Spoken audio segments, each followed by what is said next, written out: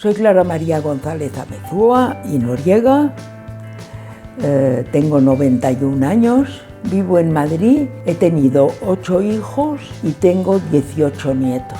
Hola Isabel, la última nieta, la más pequeñita de todas.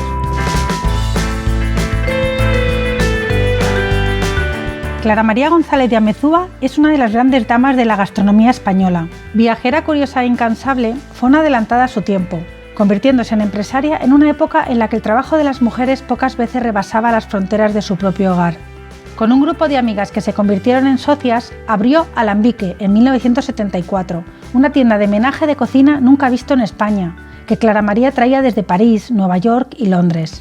Mi afición por la cocina nació porque mi padre un día me preguntó: ¿tú te ocuparías, supervisarías la cocina? Teníamos una excelente cocinera, pero no sabía hacer platos lucidos ni nada de eso. Yo tenía 16 años y de la cocina no sabía nada más que me encantaba comer muy bien. Y entonces yo cogí la Paravere, que era el libro que había de cocina en casa, el que consultaba la cocinera todo el tiempo, María Martín, que era un encanto de mujer y que la recuerdo con muchísimo cariño, porque fue realmente de donde yo saqué mi afición a la cocina. Pues me planteo ir a Alambique porque soy una persona trabajadora, inquieta. La escuela era para que las españolas aprendieran a cocinar, pero estaba llena de ideas y veía que en España no se hacía honor a nuestra materia prima. Pues para mi familia significa mucho porque luego mis hijas han tirado todas por el camino de la gastronomía, porque en casa se comía muy bien, por supuesto, y mis nietos pues también viven la afición, porque yo creo que eso se hereda. Yo siempre he creído que a los niños es muy importante enseñarles el proceso de la comida y que es muy bueno acercarlos a un huerto, que es como el que tengo yo aquí, donde no nos falta ninguna verdura, ni frutas, ni nada. Tengo una imagen de siempre venir aquí de pequeños y mi abuela enseñándonos a mí y a mi primo de la edad, Luisito, a hacer pasca fresca para la comida y pastitas al minuto. Y más que todo, yo creo que lo más importante de la cocina es también saber cómo tienen que ser las cosas y cómo quieres que sepan. Yo creo que de eso lo aprendí totalmente de la abuela. ¿Cómo aprendiste, Yaya, a hacer el roscón? Pues aprendí en Moreto, en casa de mis padres. La olía siempre tan divinamente y estaban tan ricos. Yo la receta la aprendí de la abuela, de que ella se sentaba y me ha enseñado cómo amasar y qué textura debería tener y como también un poco de sabor, ¿no?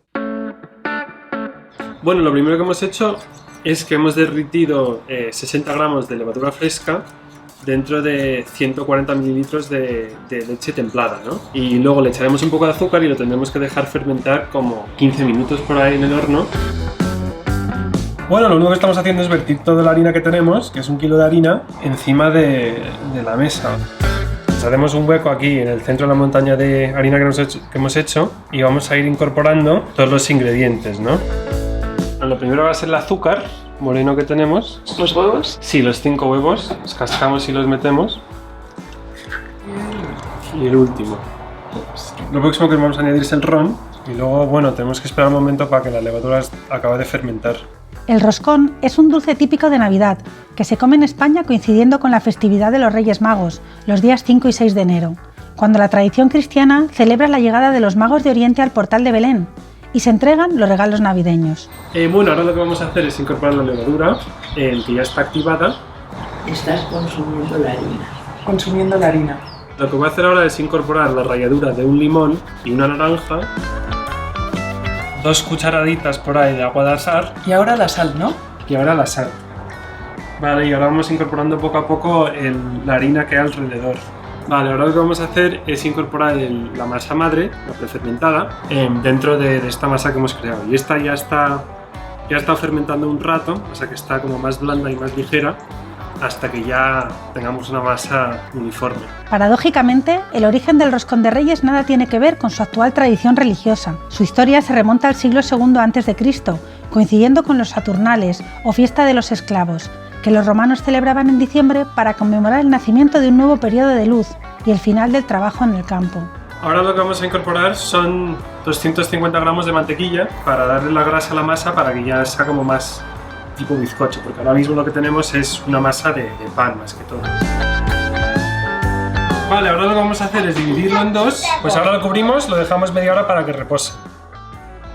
Vale, bueno, ahora lo que vamos a hacer es hacerlo en forma de roscón. Primero hacemos como un pequeño agujero en el centro, lo cogemos y vamos dándole vueltas hasta que se vaya estirando un poco la masa.